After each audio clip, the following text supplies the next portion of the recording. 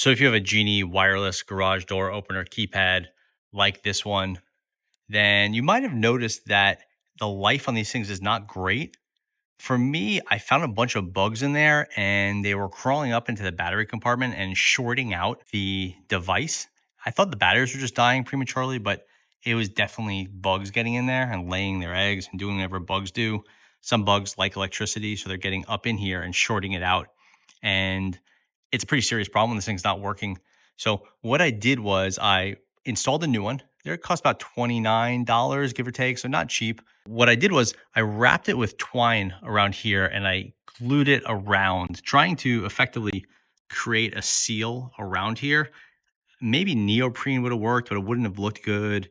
I could have created some other sort of basket, but I wasn't really sure what to do. So I have twine, and the twine is glued.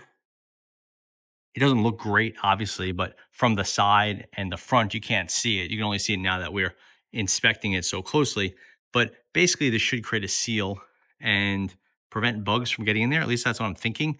Anyway, it was a really bummer having this thing shorting out. I was going through batteries left and right, and a bunch of times I couldn't get in the house when I needed to. It can create a lot of problems.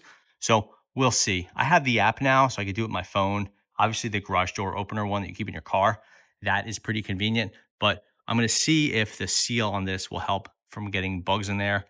My fear is that the water is going to get in there and have trouble getting out, and that could be its own problem.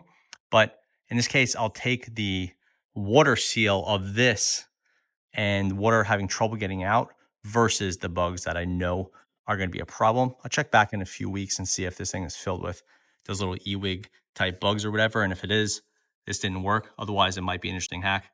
I'm curious if anyone out there has any similar experiences with these wireless garage door opener keypads burning out prematurely.